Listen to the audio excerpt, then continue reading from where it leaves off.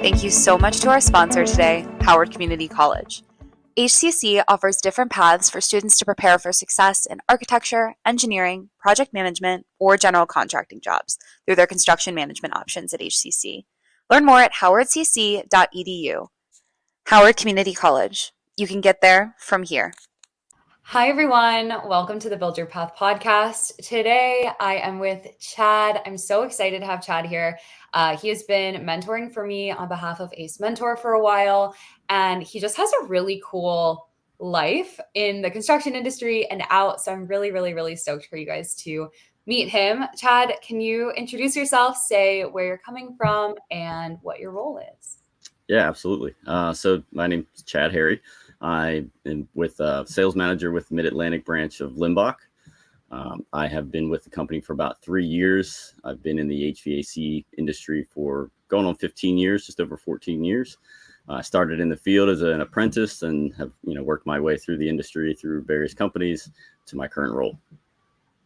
Awesome. So tell me a little bit about so I guess we'll start from the beginning, right? What brought you into HVAC? Where were you at in your life path? What was the decision? Sure. It was very random, actually. It was an old roommate of mine. Well, his dad worked for an HVAC contractor, and I had been doing various things. I was working on motorcycles as a kid and kind of grew up doing that and just playing around with a lot of different jobs in my early 20s and just kind of figuring it all out. And I was in between things and looking for an opportunity. He offered me a position as an apprentice, a service technician apprentice. And it really initially was just a temporary thing to get by until I found something else, because I was really, more into the industry, the motorcycle industry, and really wanted to stay kind of in that world. But it just wasn't the future that wasn't there that I was looking for. So I started as an HVAC apprentice and was pretty good at it and enjoyed the work. And I love the science behind how all the things worked and what made things happen, and just kind of stuck with it and went from there. So what kind of parallels do you see from when you were working on motorcycles and that kind of career path and what you did in HVAC? Was there a lot of overlap of interests and the different things you were learning? No, I mean, obviously the technical side of it, of course, I was always good with my hands, could fix things. So that part came easy. And I always enjoyed the science behind what makes things work in general. So that was an easy transition there, but it's very different, just the industry itself, obviously. But it's much bigger. The HVAC world, the mechanical world is much larger, and the opportunities are much larger. As a kid, I wanted to get into motorcycle racing and work, travel around the world, fixing motorcycles and building race bikes and doing that. But it's a very niche world and just wasn't easy to get into. So I had to let go of that dream and make a different decision.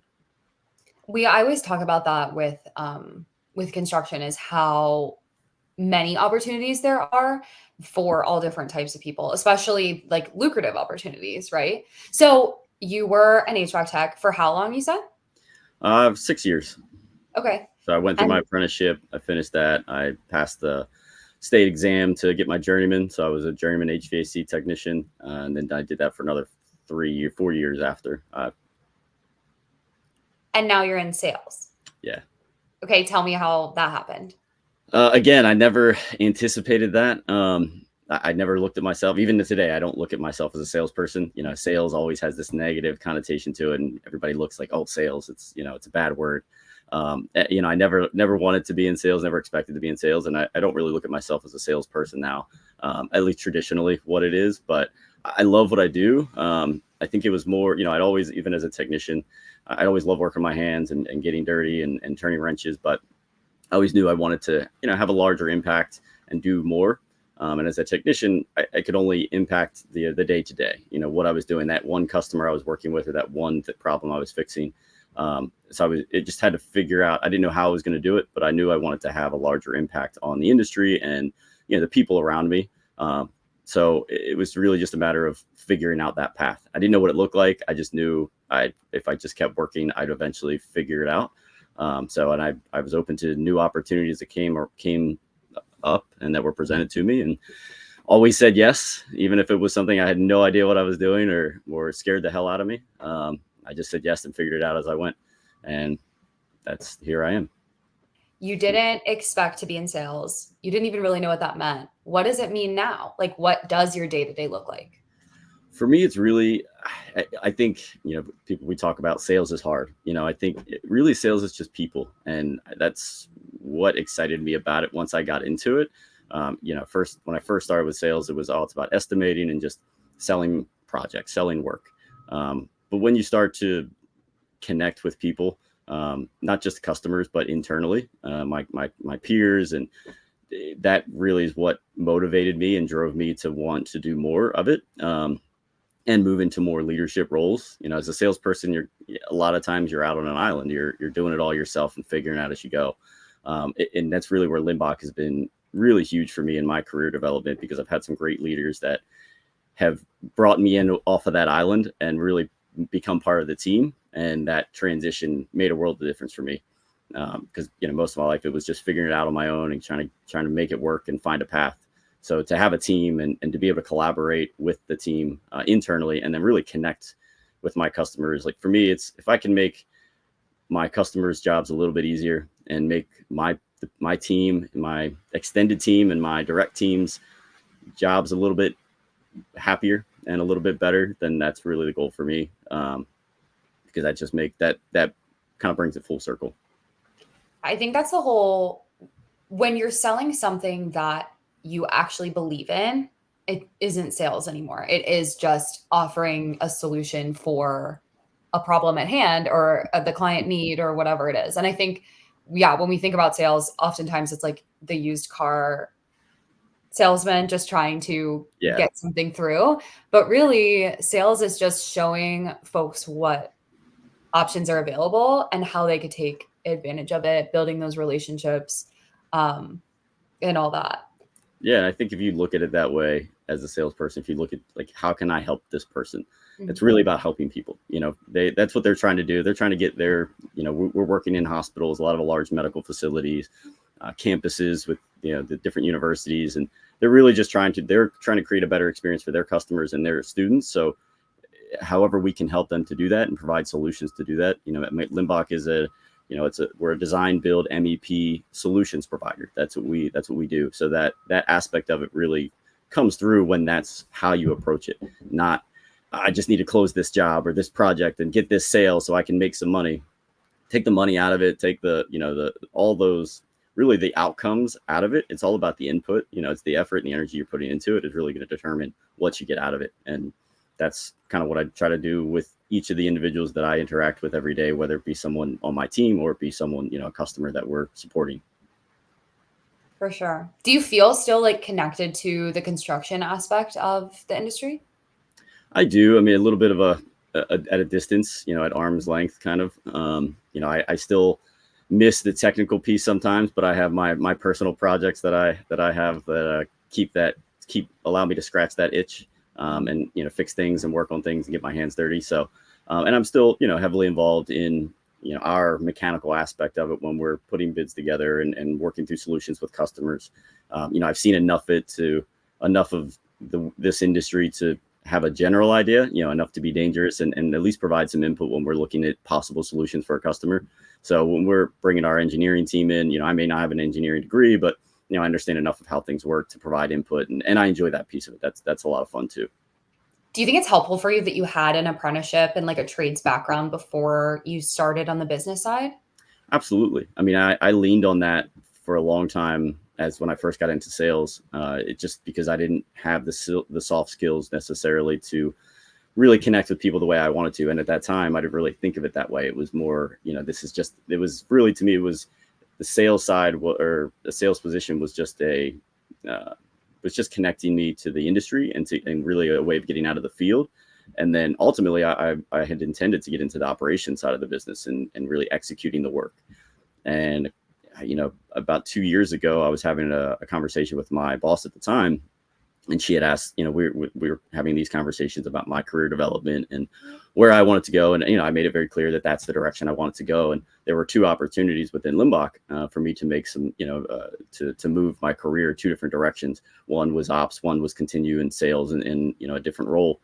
And when I really thought about it, the aspects of the 2 positions that I enjoyed the most were in sales, and the pieces of it that I didn't enjoy as much were on the operations side.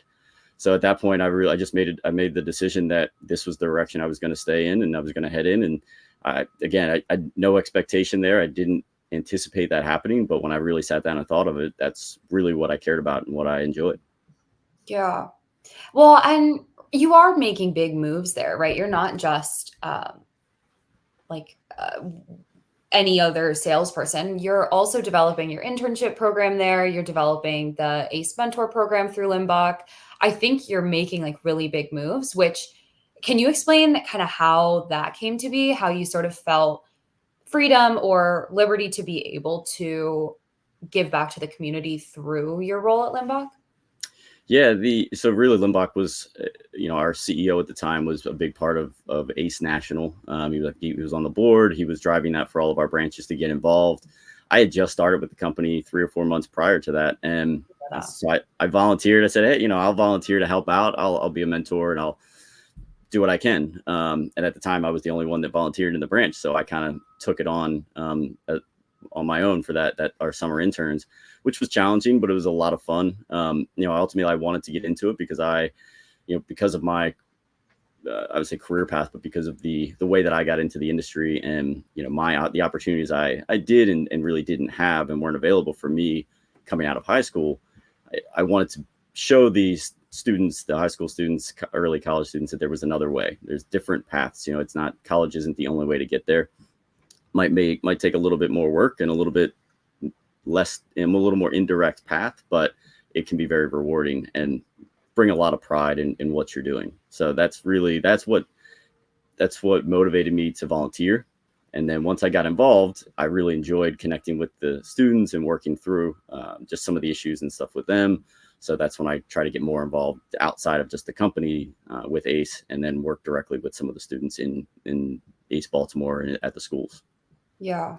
The mentorship program, I think, is such an amazing way, because you've talked about how you have outside things to do that kind of scratch an itch, right? To get your hands dirty, to work with other people and really give back to the community. And I think ACE is one of those ways that once you're in a place of honestly, like not survival mode anymore, right? When you're trades in and out, I think it gets harder to be able to give back. But when you are in a more office position, you can start to really make those moves towards volunteering, towards something like mentorship.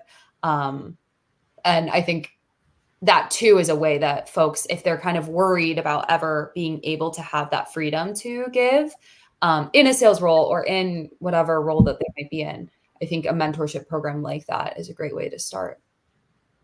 Yeah, especially as someone who is, not strong necessarily at the time, and as a salesperson, I'm very, very independent, and I was always fiercely independent, but just personally, that was just my personality.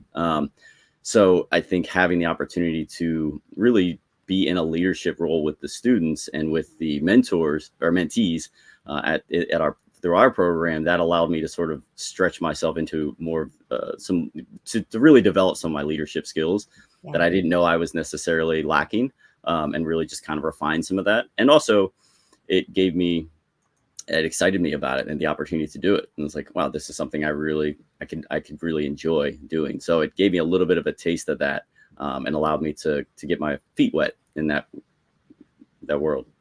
Yeah. So what is your favorite part of your role now, either through mentorship or through your role at Limbach and the sales department? What's your favorite? That's a hard question. What it is and it isn't, it's very, it's going to be very simple, I guess. It's not as complex. It's really the facilitating and connecting with my team, my direct team, my indirect team, and also with my customers. And that's facilitating those connections, seeing the progression, seeing the development, and really pulling those pieces together and supporting the team, kind of finding those because it's not just for us, we provide solutions, but it's not just the solutions to the customers, it's internal as well, talking about the strategy around particular opportunities or different things, and just seeing sort of those light bulbs click, and seeing the connections happening and seeing the collaboration within the teams. The big I would say big problem, but something you see a lot in the construction industry is silos within companies and within departments. You have your sales teams, you have your service teams, you have your construction. Nobody talks or communicates well. It's all just these individual groups. So it's really to create an environment of collaboration for all the teams to where there are no silos. We break down those walls and really just work together on every opportunity, every account, every piece. Everybody's involved, everybody's input's valued, and that's how you really find creative solutions. Because just because someone doesn't have a technical background or isn't familiar with this particular project or that particular customer doesn't mean that they don't have something they can add that might develop the solution a little bit further. So each piece really makes a difference. And for me, that's what I love to see, is that collaboration. Even if I'm not involved or engaged with it, just to sit back and watch it happen, that's exciting. Were you always a leader? Like, was that something that you were as a kid, or was it something that you had to learn? It's definitely something I had to learn. I was fiercely independent. Even as a kid, I just did my own thing. I played baseball and I played soccer. I still play soccer now. So I played team sports, so that gave me that connection there. But I was always out kind of doing my thing and just figuring it out, and didn't really know. I never intended to be a leader. Honestly, I was debilitatingly shy when I was a kid. I hated talking to people. I didn't want to talk to people. I didn't want to socialize. I just wanted to keep to myself and, just stay under the radar. So it really, through some effort on my part with some different jobs that I had and just some different things to get myself out of my own shell and start to really communicate with people, and then learn that, wow, okay, I enjoy the social aspect of it, and I enjoy those other pieces of it. So that's what kind of took me in that direction. And my first leadership position, I failed miserably. I didn't know what I was doing. I thought I had it figured out. I was young and was, this is what I'm going to do. And it didn't work out quite the way I wanted to. I learned a lot from that. There were some positive aspects of it for sure. But there was definitely some lessons learned. So I moved from that back into a sort of just a sales role for a while. I started reading a lot of leadership books, listening to leadership podcasts, just really trying to understand what leadership truly was and how I could be better. And finally got an opportunity to move into that role. My previous role with Limbach was an account manager. So I was leading teams, leading account teams for some of our larger accounts. So I was leading these teams without any authority over these teams or any of the people, which adds a different challenge. So I think that really helped me to develop my leadership skills in a different way. So moving into the sales manager position, I was kind of prepping myself for that. So I've tried to carry that with it, into the new role, and I just doing the best that I can. It's working out so far. Hopefully, I think so. Yeah. So what advice do you have? We'll definitely talk about what podcasts or books you would recommend, but what advice do you have for a young person who is shy, but knows that they have some, or maybe doesn't know that they have it in them to be proud of themselves or to be confident in a social situation? Do you have any advice for them? Yeah, just say yes. Any opportunity that comes up, just if it makes you uncomfortable, if it scares the hell out of you, just do it. Just say yes, figure it out. Being on a podcast, talking about yourself, just say yes, do it. You get better at it. You get more comfortable with it. You figure it out as you go. That's really, and don't worry about the outcome. Don't worry about what it's going to look like down the road. Don't worry about the money you can or can't make or the title you're going to have or not going to have. Just focus on the effort and the energy you're putting into it, and the results will come. If it's just do the work. So find something you're good at, find something you like. As long as it's both of those things, just do the work and you'll make it happen. So that's kind of how you know that you're going in the right direction, is that you enjoy it and you're good at it, you think? Yeah, it feels, yeah, exactly. It's impactful to people around you in a positive way, not in a negative way. It feels right. It feels good at what you're doing. You're good at it. You enjoy doing it. And to me, that's how it's, yeah. Definitely. I think that takes definitely a skill though, to listen to yourself and to know what that it isn't about what other people think or about what someone's telling you is success. Like if it feels right, then you have to learn what feels right, and then you have to work towards that. And I think oftentimes for folks that don't start in college, many times there's already so many things kind of pushing against them in terms of the way people think about that choice. But once you really know how to listen to you and how to know really where your path is, that's when you can just kind of blindly follow that Yeah. and those yeses. So I'm totally with you. So wait, tell me about, do you have the titles or of the books or of the podcast episodes that you were some leadership ones? Well, books wise, the how to win friends and influence people, Dale Carnegie. That's like top of the stack for sure. I've read that book probably a dozen times, and every time I get something different out of it. Some people only read a book one time. I like to read books I like multiple times because I'm always in a different place and I always get something different out of it. So I try to read books I really like multiple times, and that's definitely one of them. It's another one's called Ultimate Ownership. It's a leadership book. I can't remember exactly who it's by. It's 2 Navy SEALs that wrote it, but it's just a phenomenal book that really helped me. It's a book I read right after I had that position where I kind of struggled as a leader, my first leadership position, and I picked that book up and read it, and I opened my eyes to a lot of new things and new just ideas around leadership. So that I would definitely highly recommend that. And then just Tim Ferriss, his podcast, a lot of good people and a lot of good stuff on there. I don't have any specific episodes I would recommend, but listen to that quite a bit.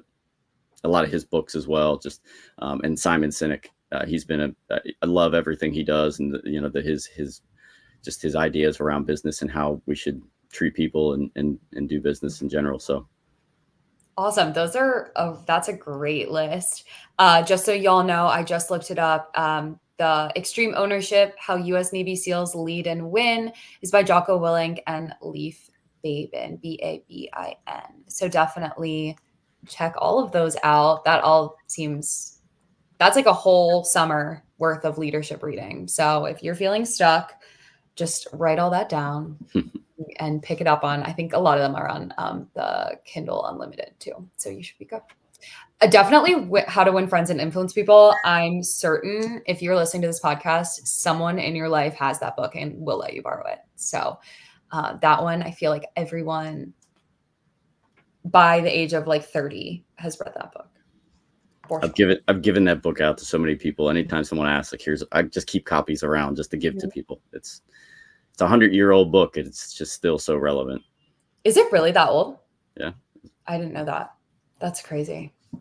But I mean, people are people. It has never changed. Exactly. So. Technology might be different and the industries might be different, but people are still people. Mm-hmm. And that is really your current favorite part of the industry, which is so cool.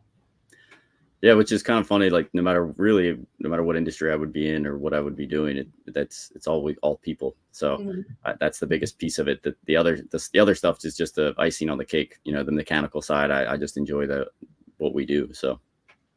Yeah, absolutely. Okay, so I have to tell our listeners that you live on a boat. When did you move into a boat? I need story. This is now my this will be the clickbait portion. 6 years ago, I moved onto the boat. I had some friends. I've been around boats in the water my whole life, and I just got into sailing about 10 years ago. A friend of mine just happened to stumble into it. Again, it's an opportunity. It was there, and I was like, yeah, sure, let's give it a go. And I just loved it. Again, I love the science behind it, how the wind and everything affects, how the boat moves. And I had some friends that were sailing around the BVIs. There's a crew for a smaller sailboat.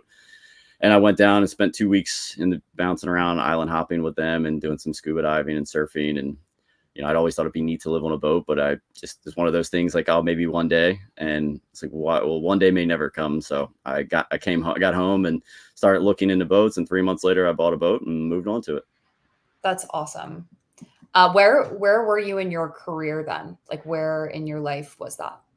I was, I just gotten into what's that? Were you still in sales like back like 6 years ago? Yeah, I just gotten into the sales and estimating side of HVAC. Very cool. Yeah. So it's this, I feel like that is the budding time. And I think that that's where a lot of our young people are, is right about to be where they're making those big decisions on where do I want to live for the rest of my life, or right now, or wherever. What kind of role do I want to start my life with? What sort of crazy things am I imagining could be someday? And then how can I make them happen in a less than someday time, right? So Yeah. like, how can I make that right now? Do you have advice on living it up like that? Again, I would say don't overthink it. Just do it. Just Don't wait. It doesn't have to be perfect. Everything doesn't have to align. Just do it. I love to experience. There's a lot of beautiful things in the world to experience. So just go check it out. I travel a lot for various things, but it's not necessarily the travel that I love. It's the activities, the adventure of it, not knowing what's going to happen, not knowing the outcome, not knowing even how it's all going to play out, how I'm going to do it. I just kind of show up. Last Monday we had the solar eclipse, and I got up in the morning and I found picked a spot on the map that was in the path, and I drove 6 hours to watch it, and then I turned around and drove home. It's one of those unique things. So just do it. I think just say yes is the key to this whole episode. And really, like in career too, is just if an opportunity comes your way or there's an interest that you have, leaning into that is how I think you get closer with yourself, right? Because you were like, okay, I want to go see this eclipse, and you made that happen and you accomplished it. And how much, when you do that over time, you accomplish a task, you get your apprenticeship, you get a degree, you get a certification, you buy a boat. That's how you build a relationship with yourself where you trust that you can make it happen, even if there's challenges or even if it's not perfect. And I say, even if it's never going to be perfect. Yeah. Listener, Yeah. It's never going to be perfect ever. So if it's 50% of the way there, then you're golden, and just, we can make it happen. Yeah.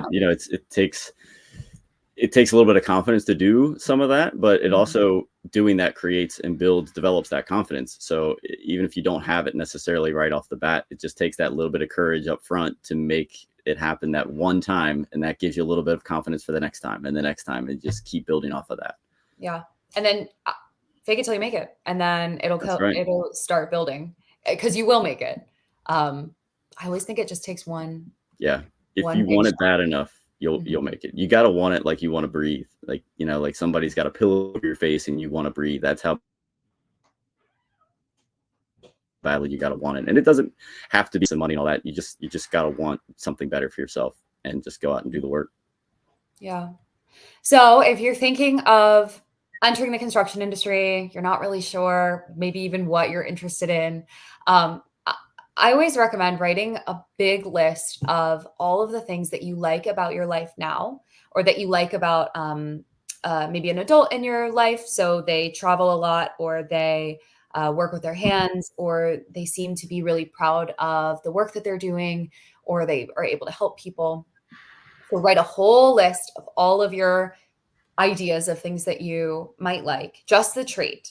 I want to dress this way in my job, or I want to be surrounded by these types of people, or I want to feel this way about my work. So go through all of that, and then pick the ones that are non-negotiable. Pick some that are second tier, that are like a little less necessary, and then some other ones that are just like, okay, that would be really cool. Maybe that happens a little later, or something just to keep an eye on, and really start to think about all of the paths that you could take from there.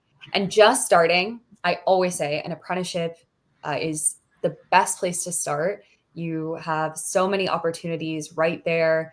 You can learn the task, you can make it happen. And then, like Chad, there's about 1,000 ways to grow from there. So Chad, thank you so much for joining us today. Is there anything else that you want to say? Not particularly. Thank you for having me. It's been a lot of fun. I love to share my story, just hoping it impacts those that, aren't sure what they want to do, or if there is some career potential for them. And obviously the construction industry has been great to me. There's so many different aspects of it, from blue collar to white collar and everything in between. So whether you're a college graduate or not, or planning to go to college or not, there's something in the construction industry. So whether you like numbers, or you like to draw, or you like anything, there's so much to it. Just, do an internship, an apprenticeship, check it out, get some experience. Awesome. You never know.